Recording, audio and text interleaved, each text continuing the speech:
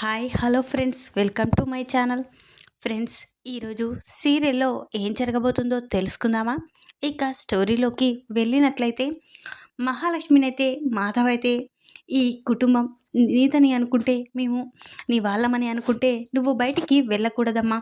నువ్వు ఇక సెటిల్ అయ్యే వరకు, నీది నువ్వు సాధించేంత వరకు, నువ్వు ఏదైనా జాబ్ చూసుకునేంత వరకు నువ్వు ఇక్కడే ఉండాలి. ఈ మాటకు ఇక నువ్వు ఎదురు మాట్లాడకూడదు. నువ్వు మీ మేనమామ పెద్ది అని నన్ను పిలుస్తున్నావు కదా, అలా నీ పెద్దిని నేను చెప్తున్నాను. ఇక నువ్వు ఎక్కడికి వెళ్ళకూడదు. నువ్వు ఏదో జాబ్ చూసుకుంటానని చెప్పావు కదా, అప్పటి వరకు నువ్వు ఇక్కడే ఉండాలి, ఎక్కడికి వెళ్ళకూడదమ్మా అని మాధవ చెప్పగానే మహాలక్ష్మి, సరే పెద్ది, నీ మాటకి విలువ ఇచ్చి నేను ఇక్కడ ఉంటున్నాను పెద్ది అని ఇక అంటూ ఉంటుంది.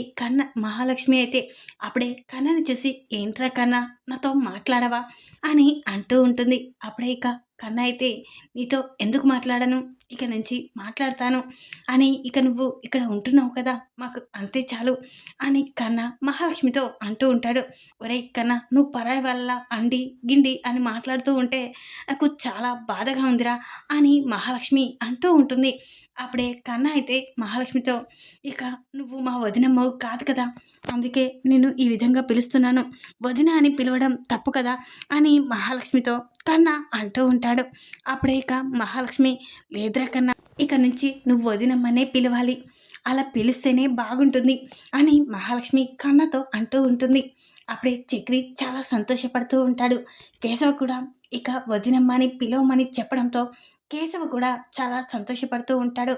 ఇలాగే ఈవిడ ఇక చక్రికి దగ్గర అవుతే చాలా బాగుండు, చక్రి ఈవిడ చాలా సంతోషంగా ఉండాలి, వీళ్ళిద్దరూ కలిసిపోవాలి అని కేశవ కూడా తన మనసులో అనుకుంటూ ఉంటాడు. సరే వదినమ్మ అని కన్న అనగానే మహాలక్ష్మి చాలా సంతోషపడుతూ ఉంటుంది. ఇక మహాలక్ష్మి కన్న ఎప్పటిలాగానే చాలా సంతోషంగా కలిసిమెలిసి ఉంటూ ఉంటారు. ఇక కేశవ కన్న అందరూ సంతోషపడుతూ ఉంటారు. మహాలక్ష్మి మళ్ళీ తిరిగి ఆ ఇంట్లో ఉండడం. అప్పుడే ఇక కన్న మహాలక్ష్మి ఇద్దరు అలా మాట్లాడుకుంటూ ఉండగా కేశవ ఫోను రింగ్ అవుతూ ఉంటుంది. అప్పుడే ఇక కేశవ ఫోన్ రింగ్ కాగానే వెంటనే మహాలక్ష్మి కన్న మాత్రమే అక్కడ ఉంటారు. వెంటనే మహాలక్ష్మి కన్న ఆ ఫోన్ని లిఫ్ట్ చేశారు. వెంటనే ఎవరండి అని అనగానే, నేను అని ఇక అంటూ ఉంటుంది. స్టైలిష్ అయితే ఇక అలా అనగానే, ఎవరు మీరు, అయినా మా కేశవకి ఇక అమ్మాయి ఫోన్ చేయడం ఏంటి అని అనగానే, ఏంటి మీకు ఇంకా చెప్పలేదా అని ఇక అంటూ ఉంటుంది. స్టైలిష్ శైలి అయితే కేశవని ఒక ఆట ఆడుకోవాలని, అప్పుడే ఇక అంటే కేశవ వల్ల అని ఇక కన్న అంటూ ఉంటాడు. అప్పుడే తన పేరు, తను బుస్సు అని నాకు పేరు పెట్టాడు, తనేమో ఇక మొంగిసాన్ని నేను పిలుస్తాను అని ఇక అన్నీ ఇక స్టైలిష్ శైలు అయితే ఇక కేశవ గురించి లేనిపోనివన్నీ అపార్థం చేసుకునేలా చెప్తూ ఉంటుంది. అప్పుడే ఇక కన్న కన్న మహాలక్ష్మి కేశవని ఆట పట్టిస్తూ ఉంటారు. ఇదేంటి ఈ బుస్సు అన్ని అబద్ధాలు చెప్పిందా, దీన్ని వదలకూడదు అని ఇక కేశవ కూడా అనుకుంటూ ఉంటాడు. ఇక కేశవ వాళ్ళు అలా అల్లరి చేస్తూ ఉంటే అక్కడి నుంచి వెళ్ళిపోతాడు. ఇక మహాలక్ష్మి కన్న అయితే చాలా నవ్వుకుంటూ ఉంటారు. ఇక అందరూ ఎవరి పనులకి వాళ్ళు వెళ్ళిపోతారు. మహాలక్ష్మి కన్న మాత్రమే ఉంటారు. ఇక కన్న అయితే, వదినమ్మ మనం అలా బయటికి తిరిగొద్దామా అని అంటూ ఉంటాడు.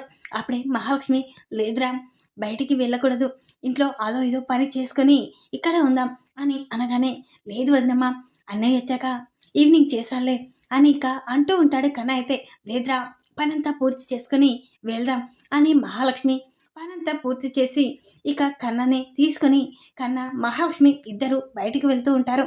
అప్పుడే నారాయణ మహాలక్ష్మిని చూసి, అమ్మ మహాలక్ష్మి చాలా థ్యాంక్స్ అమ్మా, మళ్ళీ తిరిగి నువ్వు ఇక్కడ ఉంటానందుకు మాకు సంతోషంగా ఉంది, మళ్ళీ నువ్వు వెళ్ళిపోతే ఎవరు ఎన్ని మాటలు అంటారో అని భయంగా ఉండేది, మళ్ళీ నువ్వు ఉంటానందుకు చాలా సంతోషంగా ఉంది అని నారాయణ కూడా అంటూ ఉంటాడు. అప్పుడే ఇక కన్న అయితే, సరేనాన్న నేను వదినమ్మ బయటికి వెళ్ళొస్తాం అని నారాయణకి చెప్పి కన్న మహాలక్ష్మి ఇద్దరైతే బయటికి వెళ్తారు.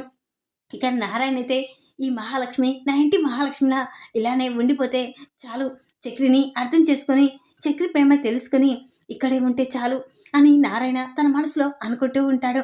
ఇక కన్న మహాలక్ష్మి అయితే అలా బయటికి అయితే వెళ్తారు. అప్పుడే నారాయణ కూడా బయటికి అలా వెళ్ళొస్తానని చెప్పి నారాయణ కూడా అక్కడి నుంచి వెళ్ళిపోతాడు. ఇక మహాలక్ష్మి కన్న కేశవ గురించి చెప్పుకుంటూ చాలా సంతోషపడుతూ నవ్వుకుంటూ ఉంటారు. అప్పుడే ఇక మహాలక్ష్మి అయితే కన్నని చూసి, ఏంట్రా కన్నా అయినా కేశవ సైలెంట్ అనుకున్నాము, కానీ ఇలాంటి లవర్ బోయ్కున్నా అని మహాలక్ష్మి కన్నతో అంటూ ఉంటుంది.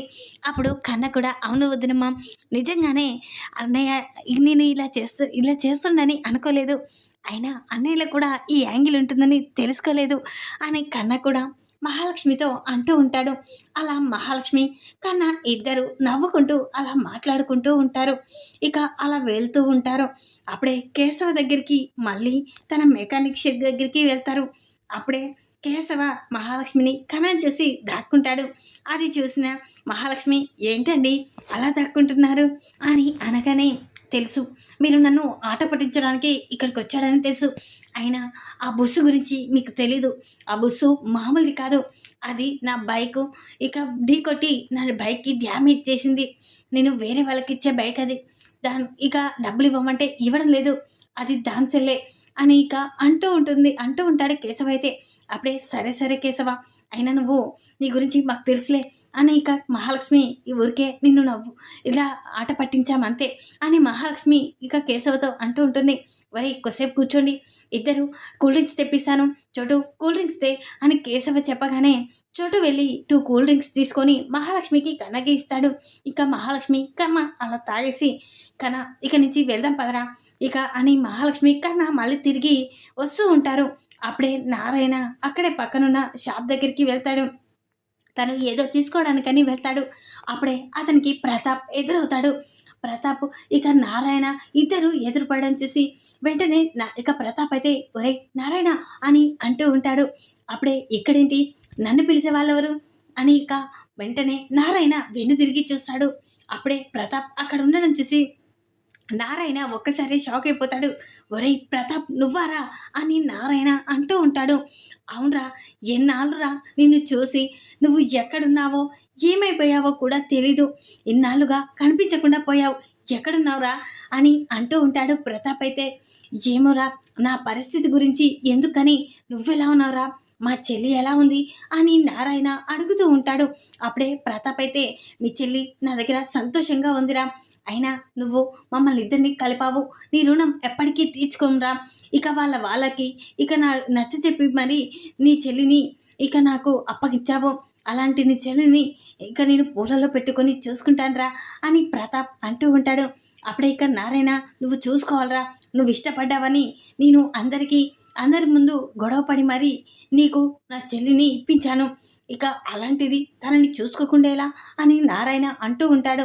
అప్పుడే ఇక ప్రతాప్ అయితే సరే కానీ లక్ష్మి ఎలా ఉందిరా అని అంటూ ఉంటాడు ప్రతాప్ అయితే. అప్పుడే నారాయణ కళ్ళలో నీళ్ళు వస్తాయి. వెంటనే ఏంట్రా ఆ కళ్ళలో నీళ్ళేంట్రా అని నారాయణతో ప్రతాప్ అంటూ ఉంటాడు. అప్పుడే ఇక నారాయణ ఒరే నీ చెల్లి లక్ష్మి చనిపోయిందిరా అని నారాయణ చెప్పగానే ప్రతాప్ ఒక్కసారి షాక్ అయిపోతాడు.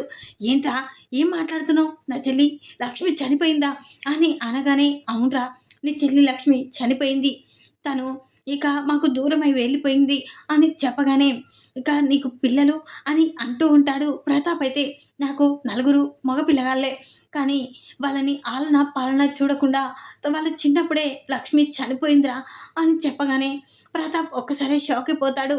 అప్పుడే ఏంట్రా లక్ష్మి చనిపోవడం ఏంట్రా అని అనగానే అనుకోని పరిస్థితుల్లో లక్ష్మి ఇక ఎందుకు చనిపోయిందో అనుకోకుండా తనంతట తానే చనిపోయింది, అసలు తన చావుకి కారణం ఏంటో కూడా తెలియడం లేదురా, కానీ నలుగురు నన్ను మాత్రం నిందిస్తున్నారా, నేనే నా భార్యని చంపుకున్నానని, కానీ నా భార్యని నేను ఎందుకు చంపుతానరా, కానీ ఎవరో కావాలనే చేశారా, నా భార్యని చంపేసి ఆ నింద నాపై వేశారు, అందరూ నన్ను హంతకుల్లా చేశారు అని ఇక అనగానే ప్రతాప్ అయితే ఒరేయ్ నా చెల్లిమ లక్ష్మిని నువ్వు చంపవురా, నీ గురించి నాకు బాగా తెలుసు, అయినా నువ్వెందుకురా నీ భార్యని చంపుకుంటావు, నీ పిల్లల్ని ఎందుకురా అనాథం చేస్తావు, లేదు కావాలని ఎవరో ఇదంతా చేశారని అర్థమవుతుందిరా, అయినా లక్ష్మి చావుకి కారణమైన వాళ్ళని వదిలిపెట్టద్దురా అని ప్రతాప్ అంటూ ఉంటాడు. అప్పుడే ఇక నారాయణ అవునరా, కానీ వాళ్ళెవరో తెలియడం లేదు, ఇన్నాళ్ళుగా లక్ష్మి చావుకు కారణం ఎవరో తెలియడం లేదు, ఇటు నీ గురించి కూడా చాలా చోట్ల వెతికానురా, ఇక నేను నీ గురించి వెతికాను, ఎక్కడున్నావో తెలుసుకొని నా గురించి నా బాధల గురించి నీకు చెప్పాలనుకున్నాను, కానీ నువ్వు ఎక్కడా కనిపించలేవు, కానీ ఇన్నాళ్ళకైనా నిన్ను ఆ దేవుడు నాకు ఎదురుపడేలా చేశాడు, చాలా థ్యాంక్స్ రా అని నారాయణ ప్రతాప్తో అంటూ ఉంటాడు. అప్పుడు ప్రతాప్ కూడా నేను కుర్రా నీ గురించి ఎంతగానో వెతికాను, కానీ నువ్వు మాత్రం నీ నీ ఆచూకీ తెలియడం లేదు. అయినా నువ్వెక్కడుంటావో అసలు ఏం చేస్తున్నావో కూడా తెలియదురా అని ప్రతాప్ కూడా అంటూ ఉంటాడు.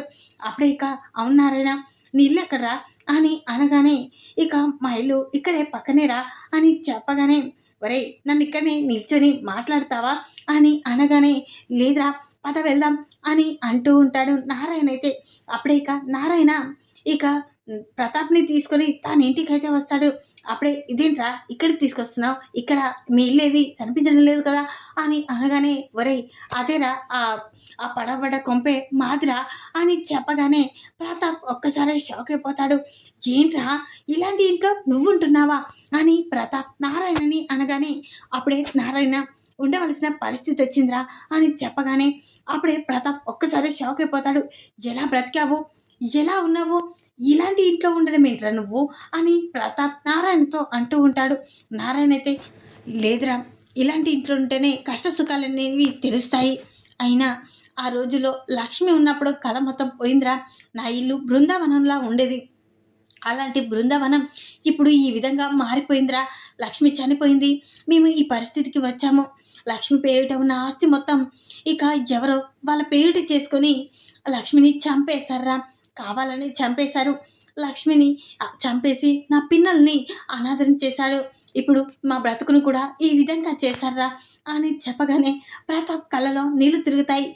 ఏంట్రా నువ్వు ఇలాంటి ఇంట్లో ఉంటున్నావంటే చాలా బాధగా ఉందిరా. అయినా నన్ను చదివించి నన్ను ఒక స్థాయికి తీసుకొచ్చావు, నువ్వు ఇలాంటి ఇంట్లో ఉంటున్నావంటే చాలా బాధగా ఉందిరా.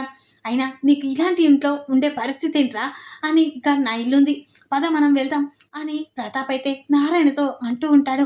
అప్పుడే నారాయణ లేదురా నా పిల్లలు నేను ఇంట్లోనే ఉంటాం అని ఇక అనగానే ఇక చాలరా నువ్వు ఇక్కడ ఉండడం నాకు నచ్చలేదు, నీకు ఒక మంచి ఇల్లు చూసి పెడతాను, అక్కడే ఉందు కానీ పదరా అని ప్రతాప్ నారాయణతో అంటూ ఉంటాడు. అప్పుడే ఇక నారాయణ లేదురా ఎక్కడ ఉండలేము, ఇక్కడే ఉంటాము. కొన్నాళ్ళ తర్వాత నా కొడుకులు ఇక వాళ్ళ జీవితాలు మార్చుకుంటారని అనిపిస్తుంది. వాళ్ళు తిరిగి వాళ్ళ అమ్మ ఉన్నప్పుడు ఎలా ఉండేదో మా ఇల్లు మేము ఎలా ఉండేవాళ్ళమో ఎలా బ్రతికే వాళ్ళమో అదే విధంగా నా కొడుకులు కూడా అలా తీర్చిదిద్దుతారని అనుకుంటున్నారా అని ఇక నారాయణ చెప్పగానే ఇక ప్రతాప్ అయితే చాలరా ఏదైనా అవసరం ఉంటే నా ఫోన్కి ఫోన్ చేయి, ఈ నెంబర్ తీసుకో అని ఇక ప్రతాప్ అయితే తన ఫోన్ నెంబర్ నారాయణకి ఇస్తాడు.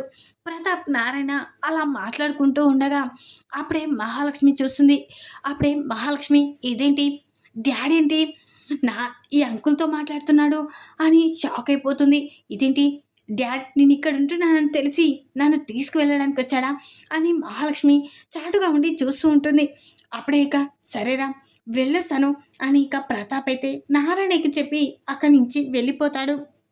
అప్పుడే మహాలక్ష్మి ఇదేంటి నాన్న ఇక్కడికి వచ్చి వెళ్ళిపోతున్నాడు, అయినా నాన్నకి నారాయణ అంకుల్కి ఏం పరిచయం, అసలు పరిచయం ఏంటి అని ఇక మహాలక్ష్మి అయితే అనుకుంటూ ఉంటుంది.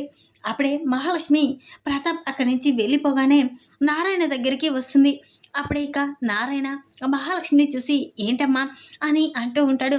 అంకుల్ నీతో మాట్లాడాలి అని అనగానే చెప్పమ్మా అని నారాయణ అంటూ ఉంటాడు. అప్పుడే ఇక మహాలక్ష్మి అయితే ఇక ఇంతసేపు నీతో మాట్లాడిన వాళ్ళు ఎవరంకుల్ అని మహాలక్ష్మి అడుగుతూ ఉంటుంది.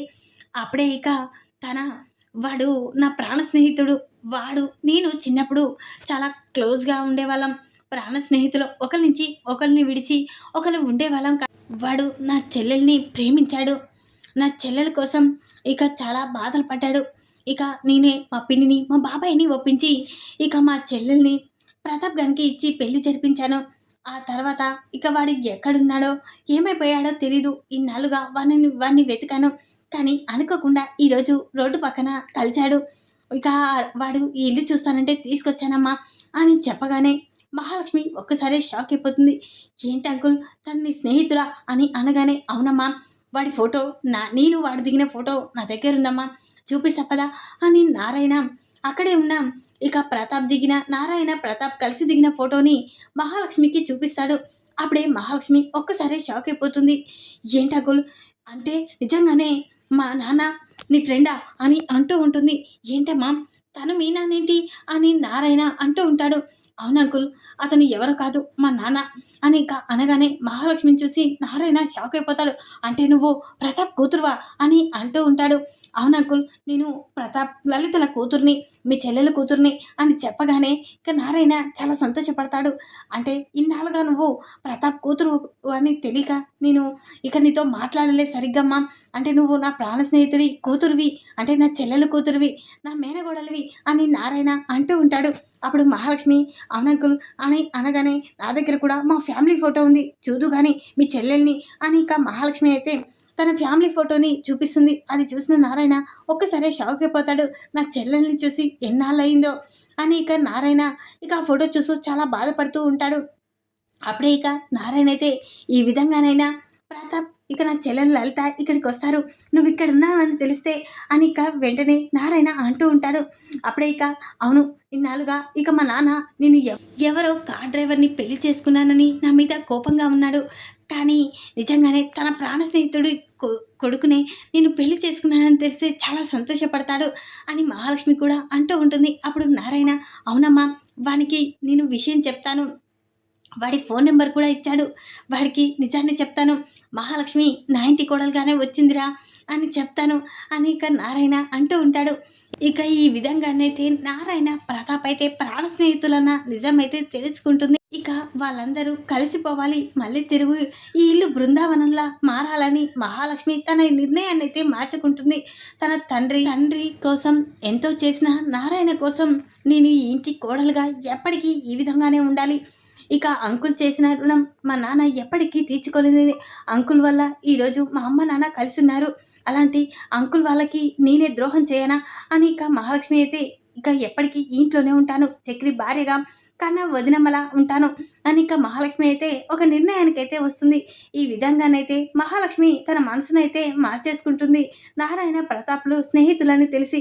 ఈ వీడియో కనుక మీకు నచ్చినట్లయితే లైక్ చేయండి, మరిన్ని వీడియోల కోసం ఛానల్ని సబ్స్క్రైబ్ చేసుకోండి ఫ్రెండ్స్. Thanks for watching.